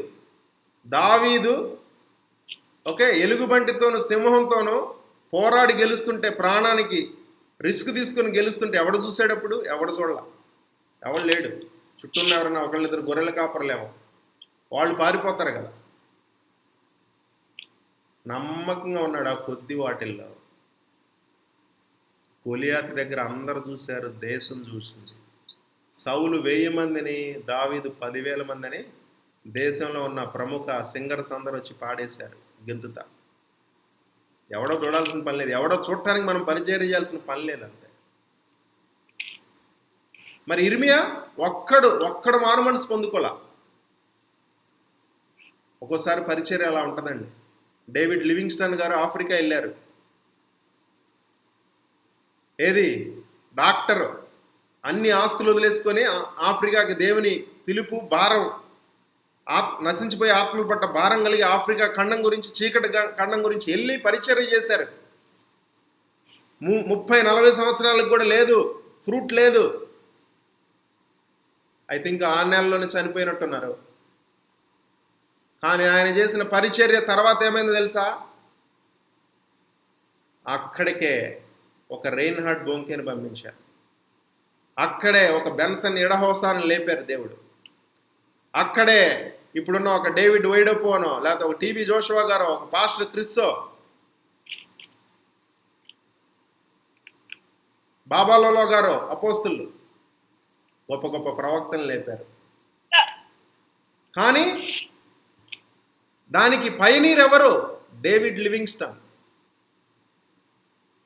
ఆయన పరిచర్య, ఆ రోజు ఆయన వెళ్ళకపోతే, ఆ పరిచర్య చేయకపోతే, అక్కడ ఫ్రూట్ లేకపోయినా సరే వీళ్ళందరిది వ్యర్థమై ఉండేది. పయనీర్స్ వర్క్ అలా ఉంటుంది అనమాట, అంతే. ఎవడికి తెలియదు. ఫేస్బుక్ అకౌంట్ లేవు, ఏమి లేవు. వాళ్ళ ముందు మనం ఎంత రాకాతరమశాందర. మరి ఈయన చూడండి, ఇక ఆయన నామమును బట్టి ప్రకటింపనని నేను అనుకుంటున్నా, అది నా హృదయములో అగ్నివలే మండుచు, నా ఎముకలలోనే మూయబడినట్లున్నది. షట్ ఇన్ మై బోన్స్ అనమాట. బెన్సన్ ఎడహోసా గారని గొప్ప ప్రవక్త, బిషప్ ఆయన ఇప్పుడు లేరు. ఫైర్ ఇన్ మై బోన్స్ అనే పుస్తకం, ఎముకల్లో అగ్ని. మరి ఇర్మియా పరిస్థితి కూడా అంతే. ఓకే, ఆయన మాట ఎలా ఉందంట? అగ్ని వలె మండుచుందంట. అంటే ఇప్పుడు నీవు నేను అగ్ని అయ్యి ఆ అగ్ని మనలో పెరగాలంటే దేవుని మాట మనలో పెరగాలి. దేవుని మాట మనలో పెరగాలి. దేవుని వాక్యం అధికంగా వినాలి. దేవుని వాక్యాన్ని ధ్యానించాలి. దానికి ఏది అయినా ఆగిపోవచ్చు, కానీ ఇది ఆగిపోకూడదు. టీవీ చూడటం 1 సంవత్సరం బంద్ అయినా పర్వాలేదు. కొన్ని ఫ్రెండ్షిప్స్ మాట్లాడకపోయినా పర్లేదు, దొబ్బేసినా పర్వాలేదు. ఆ సమయాన్ని దేవుని వాక్యానికి కేటాయించాలి. నాకు ఇప్పుడు వాట్సాప్ మంచి వాళ్ళు, నన్ను బాగా ఇష్టపడే వాళ్ళే. ఓకే, నా స్కూల్ మేట్స్ ఎక్కువ. ఎట్లా నెంబర్ తెలుసుకుని ఆ గ్రూప్లో ఈ గ్రూప్లో యాడ్ చేస్తారు. సో నేనున్నానని మంచోళ్ళు మెసేజ్లు పెడుతుంటారు. వన్ ఆఫ్ ద రీజన్ నేను ఎక్కువగా ఎంటర్టైన్ చేయను అలాంటి వాడిని. ఎవరన్నా బాగా ఒకటి 10 సార్లు అడుగుతుంటే వాళ్ళకి పర్సనల్గా మెసేజ్ ఇస్తాను. గ్రూపుల్లో అలానే బయటకు వచ్చేయలేము, హట్ అవుతారు, అఫెండ్ అవుతారు. మెసేజ్ పెట్టామంటే ఇంకా ఆ టైం అలా పోతూ ఉంటుంది. అందుకని ఏంటంటే ఎటు దూరం అయ్యాం పర్వాలేదు. దేవుని పరిచర్య ఉంటే ఆయన పని ఉంటే వాళ్ళనే తీసుకొని వస్తాడు, ఇంకొక అవకాశం ఇస్తాడు. ఈ సమయాన్ని నేను డిస్ట్రాక్ట్ అవ్వకుండా దేవుని మెసేజ్కో దేవుని పనికో ఇంకా ఎదగటానికో వాడుకోవాలని వాటన్నిటిని పక్కన పెడతాను.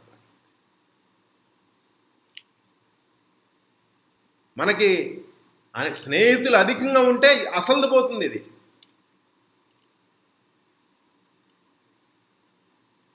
నేను సాహస్సు ప్రత్యూషు 12 తర్వాత ఒక అరగంట గంట ఒక 3-4-5 రోజులు అలా గంభీరంగా మాట్లాడుకున్నాం, ప్రార్థన కూడా చేసుకున్నాం.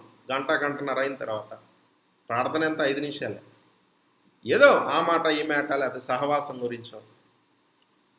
దాని తర్వాత నాకు అర్థమైంది, ఓకే ఇది రైట్ కాదు, ఎక్కడో మేము డీవేట్ అయిపోతున్నాం. సహవాసంలో కూడా అంతే, అసలు విషయం పోయి మనం అసుగేసుకోవడం మొదలెట్టామనుకోండి తెలియకుండానే సమయం పోతుంది. అందుకని 12 తర్వాత పెట్టుకోకూడదని ఆపేశాను. చెప్పాను బ్రదర్స్కి, ప్రత్యూష్ అండ్ సాహస్ 12 తర్వాత వద్దు మన మీటింగ్స్, తర్వాత పగలెప్పుడైనా చూసుకుందాం అవసరం ఉన్నప్పుడు. 12 తర్వాత ముఖ్యంగా అది దేవునికి ఇవ్వాలి. 1 గంట అయినా 2 గంటలైనా మేల్కొని ఉంటే, పడుకుంటే 4-5 గంటలకు లెగవాలి కనీసం, లేకపోతే 6 కన్నా లెగవాలి. మొదటి గడియలు, మొదటి ప్రేమ దేవునికే, దేవుని వాక్యానికే, ప్రార్థనకే, ఆరాధనకే. మొదటి ఫ్రూట్స్, ఫస్ట్ ఫ్రూట్స్ కూడా దేవునికే. ఎట్లయినా వస్తాయండి ఆశీర్వాదాలు. అంటే ఇప్పుడు అగ్ని ఏంటి? నీవు నేను అగ్ని అంటే ఎట్లా మనం అగ్ని అంటే మన లోపల ఉన్న ఆయన మాట. మరి అగ్ని ఏంటి? అగ్గిపుల్ల గీసే అగ్ని, లేకపోతే స్టీల్ ప్లాంట్ వైపు వెళ్తుంటే ఒక ఫర్నేస్లో పెద్దగా అగ్ని కనపడతా ఉంటుంది, అగ్ని గోళంలాగా, అంత అగ్ని. అగ్గిపుల్ల గీసే అగ్ని ఉంటే మనం పరిచర్లకు పనికొస్తామా? కొవ్వొత్తు అగ్ని, లేకపోతే సూర్యుడి వల్ల భగభగమండే అగ్ని. అంటే అగ్ని లెవెల్ పెరగాలి అంటే వాక్యము పెరగాలి. మనకి వాక్యంలో ప్రత్యక్షతలు, మర్మాలు మనకు పెరగాలి, టకటక అప్పచెప్పాలి. అంటే అంత సమయం కేటాయించాలి. మరి ఇర్మియాకు ఇంకొక సమస్య వచ్చి పడింది. వీళ్ళెట్టి ఇంటర్లేదు కదా దేవుని మాట. 70 సంవత్సరాలు మీరు బబులోన్లోకి చెరలోకి వెళ్తారని ప్రవచించాడు. దేవుని మాట వస్తే ప్రవచించాడు 70 సంవత్సరాలు. కానీ అక్కడ ఇంకొకళ్ళు ఉన్నారు ప్రవక్తలు, అది ఇర్మియా 23లో చూస్తాం అబద్ధ ప్రవక్తల గురించి. ఓకే, వాళ్ళు 2 సంవత్సరాలే అంటున్నారు. ఎక్కువ మంది ఏదంటారు? 2 సంవత్సరాలనే అంటారు చెరలోకి వెళ్ళటం. అంటే సత్యాన్ని అంగీకరించలేరు. వాళ్ళని ఎక్కువగా, అబద్ధ ప్రవక్తలను ఎక్కువగా ఫాలో అవుతున్నారు. అంటే ఈజీ బోధలు అన్నమాట, కంఫర్ట్. మరి వాళ్ళ గురించి ఇంకో కంప్లైంట్, వాళ్ళ మీదకి తీర్పు. ఒకసారి ఇర్మియా 23:28 చూడండి. 23:28 కలకలేని ప్రవక్త ఆ కళను చెప్పవలెను. నా వాక్కు ఎవనుకుండునో వాడు సత్యం బట్టి నా మాట చెప్పవలెను. ధాన్యముతో చెత్తకు ఏమి సంబంధము? ఇదే యెహోవా వాక్కు.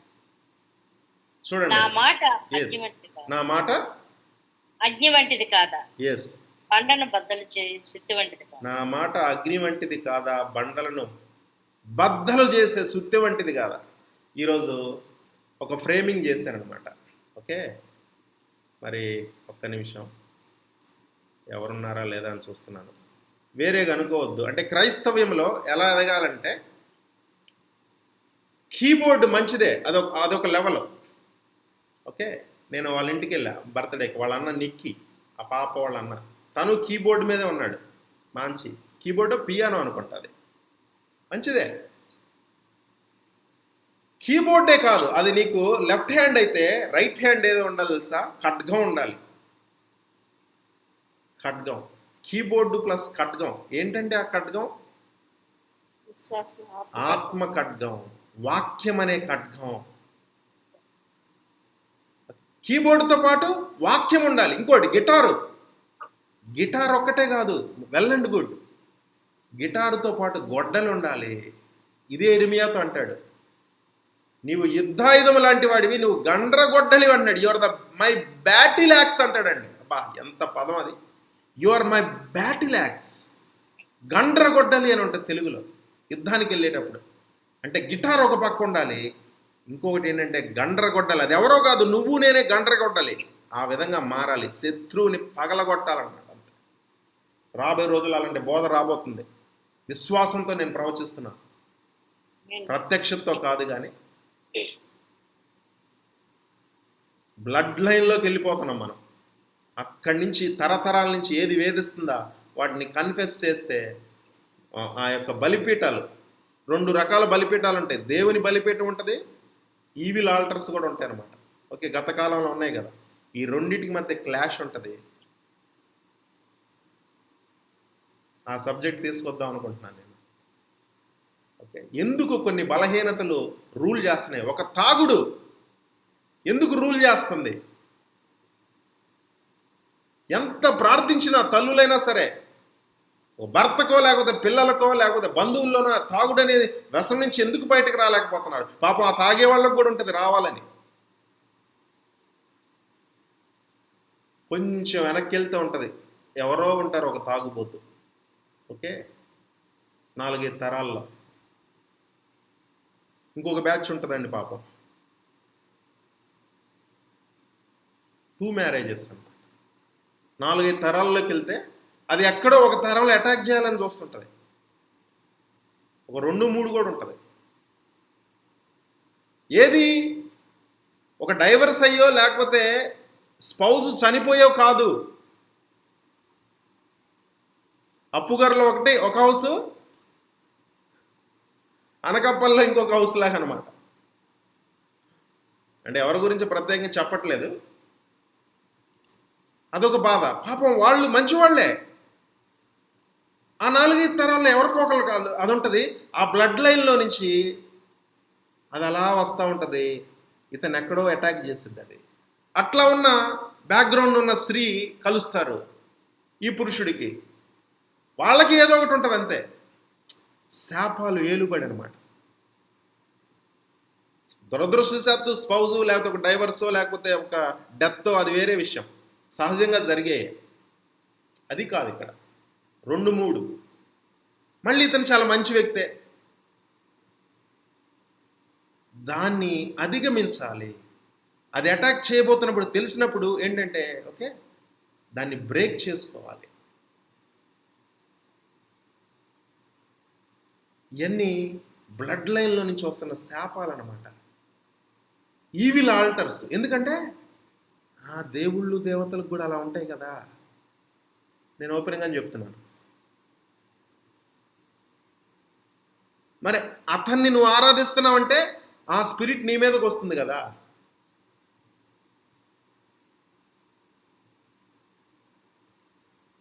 తప్పేముంది, ఉన్నారు కదా 2-3 కలిగిన వాళ్ళు. షరాకాతరా, నువ్వు ఎవరిని ఆరాధిస్తున్నావు ఆ విధంగా అయిపోతావు. దేవుడు ఆత్మ గనక, పరిశుద్ధాత్మ గనక ఆయన ఆరాధించేవారు ఆత్మలోను సత్యంలోనూ ఆరాధించాలి. ఈయనకైతే ఇలాంటి ప్రాబ్లం ఏదీ లేదు. అలాంటిది ఏదన్నా ప్రీవియస్ నుంచి వస్తుందా, అటాక్ చేయాల్సి వస్తుందా, ఏ రూపంలోనైనా సరే దాన్ని నువ్వు బ్రేక్ చేసుకోగలవు. సత్యము నువ్వు గ్రహించాలి. సత్యము నిన్ను స్వతంత్రునిగా చేస్తుంది. గ్రహించడం ఒక్కటే కాదు, దాన్ని యాక్షన్లో పెట్టాలి, అనుభవ జ్ఞానంలోకి రావాలి. అభిషేకం ప్రతి కాడిని విరగొడుతుంది. వంశాల నుంచి వచ్చే కాడిని విరగొడుతుంది అభిషేకం. అప్పులు తల్లిదండ్రులు అక్కడి నుంచే ఓకే అదే స్ట్రగుల్ అవుతారు, పిల్లలకి అలానే అనమాట. లేదా లిమిటెడ్గా ఉంటుంది మనీ. సరే, ఇంకొద్ది నిమిషాలు తీసుకుందాం. మరేంటి, ఆయన మాట అగ్ని లాంటిది, బండలను బగలగొట్టే సుత్తె లాంటిది అంటాడు.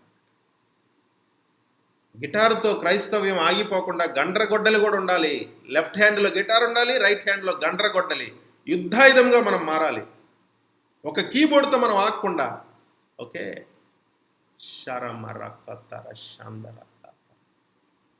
ఖడ్గము కూడా ఉండాలి, ఆత్మ ఖడ్గము, దేవుని వాక్యము, మండుచుండే దేవుని వాక్యం మన చేతిలో ఉండాలి. దానితో మనం పోరాటం చేయాలి. మన నోట్లో ఉండాలి, మన హృదయంలో ఆయన మాట అగ్ని వలె మండాలి.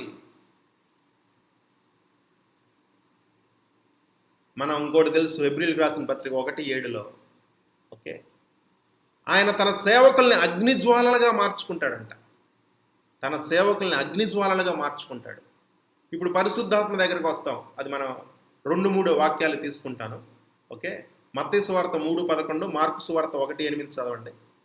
మత్తయి సువార్త 3:11, మార్కు సువార్త మారు 1:8. మనసు నిమిత్తము నేను నీళ్ళలో మీకు బాప్తిసం ఇచ్చుచున్నాను. అయితే నా వెనుక వచ్చేవాడు నాకంటే శక్తిమంతుడు. ఆయన చెప్పులు మోయటకైనాను నేను పాత్రుడను కాను. ఆయన పరిశుద్ధాత్మతోనూ అగ్నితోనూ మీకు బాప్తిసం ఇచ్చును. అదే మార్కు 1:8 ఉంటుంది, చదవండి. అండ్ ఇప్పటి వరకు ఏంటంటే దేవుని మాట, దేవుని వాక్యము అగ్ని లాంటిది. ఆ వాక్యం మనలో పెరగాలి. ఇప్పుడు ఆత్మ అన్నమాట. ఆత్మ బాప్టిజం. ఎస్, నేను నీళ్ళలో మీకు బాప్తిసం ఇచ్చితను గాని ఆయన పరిశుద్ధాత్మలో మీకు బాప్తిసం ఇచ్చునని చెప్పి ప్రకటించుచుండెను. ఎస్ ఎస్ ఎస్ పరిశుద్ధాత్మలో మీకు బాప్టిజం ఇస్తాడు, అభిషేకం ఇస్తాడు. పరిశుద్ధాత్మలోను అగ్నిలోను బాప్టిజం ఇస్తాడు. అంటే ఆయన మాటే కాదు కానీ ఆయన ఆత్మ కూడా అగ్ని. ఆయన అభిషేకము అగ్ని అభిషేకము. ఆయన వరం అగ్ని వరం. ఓకే, చూడండి 2-3 వచనాలే. యోహాను సువార్త 14:26. మరి అభిషేకం వచ్చినప్పుడు ఏం జరుగుతుంది? అదొకటి. 1 యోహాను 2:27 చూడండి. యోహాను సువార్త 14:26.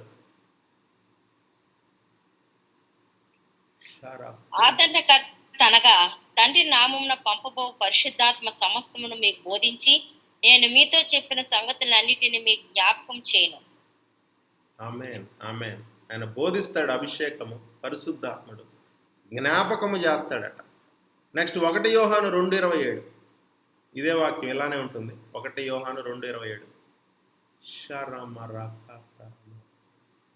అయితే ఆయన వలన మీరు పొందిన అభిషేకము మీలో నిలుచుచున్నది కనుక ఎవరినో మీకు బోధింపనక్కరలేదు. ఆయన ఇచ్చిన అభిషేకము సత్యమే కానీ అబద్ధము కాదు. అది అన్నిటినీ గూర్చి మీకు బోధించుచున్న ప్రకారంగాను ఆయన మీకు బోధించిన ప్రకారంగాను ఆయనలో మీరు నిలుచుచున్నారు.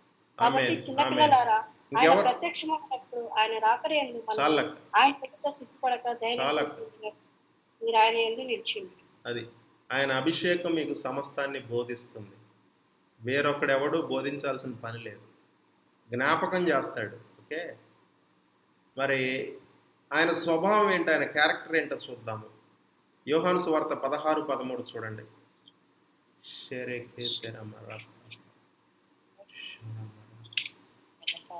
అయితే ఆయన అనగా సత్యస్వరూపి అయిన ఆత్మ వచ్చినప్పుడు మిమ్మును సర్వసత్యములోనికి నడిపించును. ఆయన తనంతట తానే ఏమీ బోధింపక వేటిని వినునో వాటిని బోధించి సంభవింపబో సంగతులను మీకు తెలియజేయును. అనగా ఆయన నా వాటిలోనివి తీసుకొని మీకు తెలియజేయును కనుక నన్ను మహిమపరచును. తండ్రికి కలిగినవన్నీ నావి, అందుచేత ఆయన నా వాటిలోని తీసుకొని మీకు తెలియజేయనని నేను చెప్పి. అది సత్యస్వరూపైన ఆత్మ ఆయన. Okay, is the spirit of truth. ఆయన మిమ్మల్ని సర్వసత్యంలోకి నడిపిస్తాడు. ఓకే, ఆయన అబద్ధంలోకి, అబద్ధ మార్గాల్లోకి, తప్పుడు మార్గాల్లోకి, ఓకే, అవినీతిలోకి ఆయన మిమ్మల్ని నడిపించాడు. ఎర్రర్లోకి ఆయన మిమ్మల్ని నడిపించాడు. ఓకే, ఆయన సత్యంలోకి నడిపిస్తాడు, స్వచ్ఛతలోకి, ఓకే, పరిశుద్ధతలోకి, నీతిలోకి మిమ్మల్ని నడిపిస్తాడు. కీర్తనలు 23లో ఉంది కదా, ఆయన తన నీతి మార్గంలో ఆయన నడిపిస్తాడు. ఆయన మన హృదయాల మీద, మన మనస్సుల మీద ఆయన వాక్యాన్ని రాస్తాడు తన పరిశుద్ధాత్మ ద్వారా. మరి డెవిల్ మనల్ని చూసి భయపడుతుంది. ఎందుకు? మనలో ఉన్న వాక్యాన్ని చూసి. His word is a threat to him అన్నమాట. ఆయన తన వాక్కును పంపి వాడిని బాగు చేశాడు, వాడి పడిన గుంటల నుండి లేపాడు. ఆయన వాక్యము వెల్లడి అగుట చేతనే వెలుగు కలిగింది. మరి ఆదికాండం 3:15లో డెవిల్కి డిక్లేర్ చేశాడు దేవుడు. డెవిల్ని శపించాడు, భూమిని శపించాడు. డెవిల్కి డిక్లేర్, స్త్రీ సంతానం నుంచి వస్తాడు చూడు, స్త్రీ సంతానం నుంచి వాడిని తల చితగొడతాడు అన్నాడు. నువ్వైతే అతను మడిమ కొడతావు, అతన్ని తల పగల కొడతాడు అన్నాడు. అంటే తగల పగలుతాడు, సాస్తాడు అన్నట్టు అన్నమాట. ఇంకా అప్పటి నుంచి చూస్తున్నాడు. ఎలా? ఆయన పేరే ప్రకటనలోకి వచ్చిన, యోహాను సువార్త 1:14 వెళ్ళిన, వాక్యము శరీరధారి అయి కృపా సత్య సంపూర్ణుడిగా. ఆయన ఇప్పుడు మనలోకి ఎలా వస్తాడంటే వాక్యము ద్వారా వస్తాడు. అంటే వాక్యము మనలో పెరుగుతుందంటే వాడికి యేసుక్రీస్తు కనపడతా ఉంటాడు. 2000 సంవత్సరాల క్రితం వాడు తల పగలగొట్టబడింది మరలా గుర్తుకొస్తుంటుంది. వాడికి హెడ్ఏక్, మైగ్రేన్ హెడ్ఏక్ వస్తుంటుంది అనమాట మనలో వాక్యం పెరిగితే. అందుకనే విత్తువాడు బయలుదేరి వెళ్ళాడు, విత్తుతున్నాడు. ఆ వాక్యాన్ని దొంగలించాలని వాడు నిరంతరం ప్రయత్నం చేస్తున్నాడు. దొంగలించటం కుదరకపోతే వీడు నిద్రించుచున్నప్పుడు వచ్చి వాడు వేరొకటి విత్తుతాడంట, వేరొకటిని విత్తుతూ ఉంటాడు. తప్పుడు బోధనలు కానీ, తప్పుడు ప్రవచనాలను కానీ, తప్పుడు కళల్ని కానీ, తప్పుడు తలంపుల్ని కానీ విత్తుతాడు. అదే మత్తయి సువార్త 13లో మరొక ఉపమానంలో ఉందండి. అంటే వాడు విత్తిన దాన్ని దొంగలించాలని చూస్తాడు. ఎందుకంటే వాడికి యేసుక్రీస్తు గుర్తొస్తాడు, తల పగలటం గుర్తుకొస్తుంది. లేదా ఆ విత్తినది ఫలించకుండా వేరొకటి విత్తుతాడు అనమాట. గోధుమ గింజలకు ప్రతిగా గురుగుల్ని విత్తుతాడు.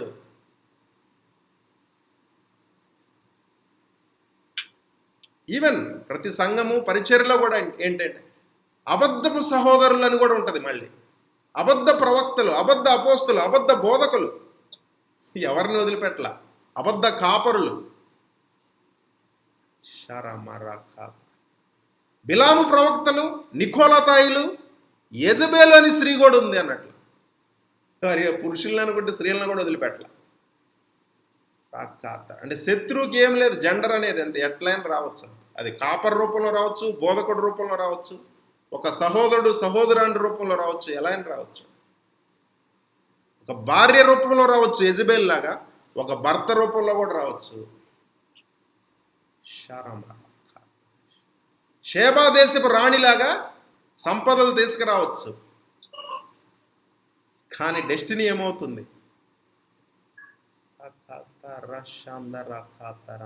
ఎంత జాగ్రత్తగా ఉండాలి.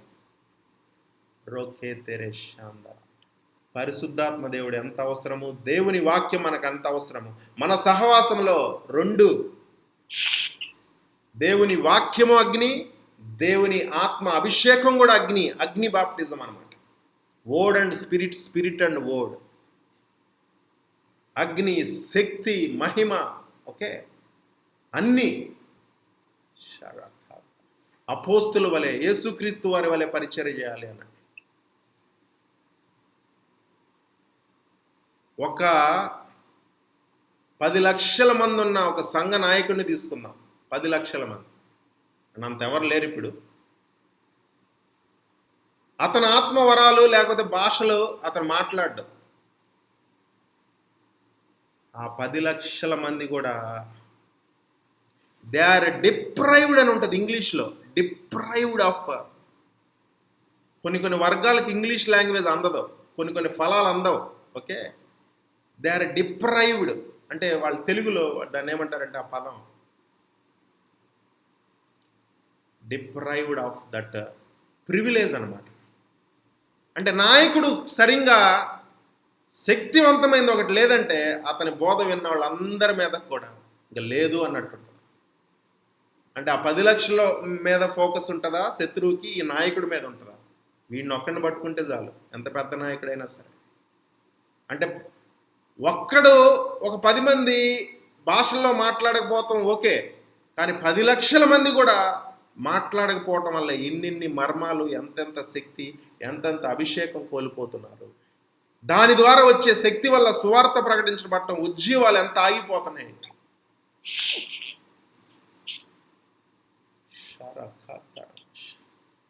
సరే భాషలు తీసేయండి, అసలు పరిశుద్ధాత్మనే నమ్మకపోతే ఆయన ఒక డిపాజిట్ అంతే. తర్వాత అనుభవాలు లేవంటే అలా యూనివర్సిటీసే ఉన్నాయి ప్రపంచవ్యాప్తంగా. ఏమో మరి, నేనైతే మరలా చెప్తాను అంతే. దేవుని నామానికి మహిమ కలుగును గాక. మరి మన మనోనేత్రములకు let our eyes be enlightened, our inner eyes be enlightened అనమాట. ఎఫెసీయులకు రాసిన పత్రికలో 1, 17, 18, 19లో ఉన్న ప్రార్థన మన పట్ల, మన పిల్లల పట్ల, మన భవిష్యత్తు పట్ల నెరవేరును గాక. మన మనోనేత్రాలకు వెలుగు కలుగును గాక. దేవుని నామానికి మహిమ.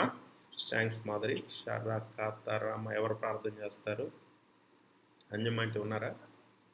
ఓకే तेरे इशारा का ప్రైజ్లాడని hi Peter praise the Lord praise the Lord నేను ప్రేయర్ చేయొచ్చు అని నువ్వు చేస్తావా చెయ్యి ఓకే గో హెడ్ చిన్న ప్రేయర్ 2-3 నిమిషాలు అంతే ఓకే మహాపరిశుద్ధుడైన నా ప్రియ పరలోకపు తండ్రి, మంచి యేసయ్యా నీకు వందనాలు చెల్లిస్తున్నాను. సర్వోన్నతుడా సర్వాధికారి నీకు వందనాలు చెల్లిస్తున్నాను.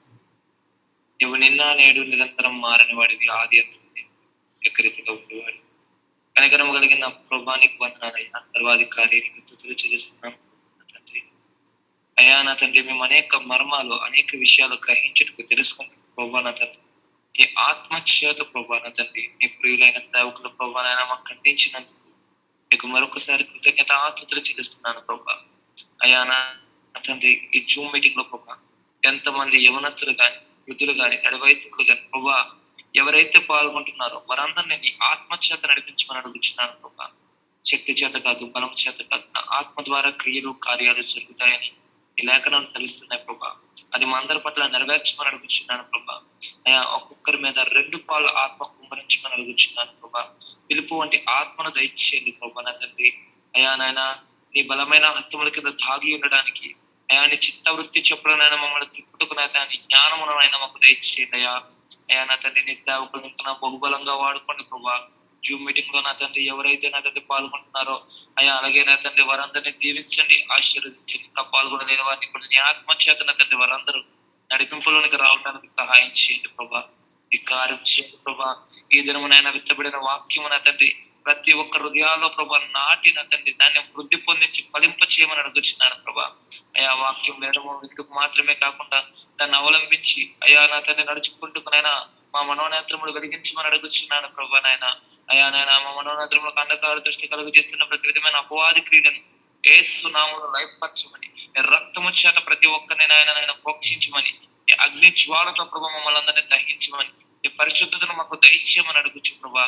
కను నీ దాసులను బహుబలంగా వాడుకోమని, అనేకులకు దీవెనకరంగా ఆశీర్వాదకరంగా చేయమని అడుగుచు.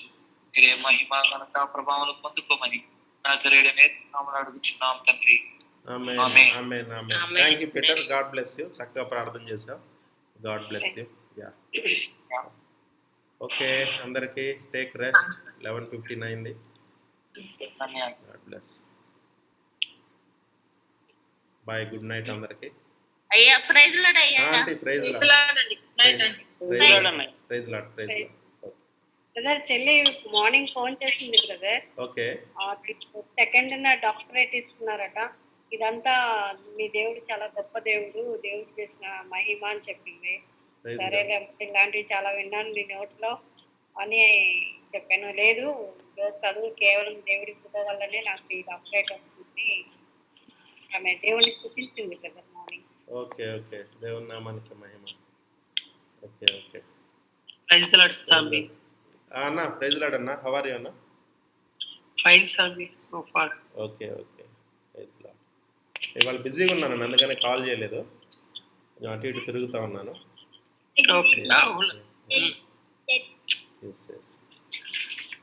Okay okay sir. ఓకే అన్న. అన్నా ప్రైజ్ లార్డ్ అన్నా. ప్రైజ్ లార్డ్ అమ్మా.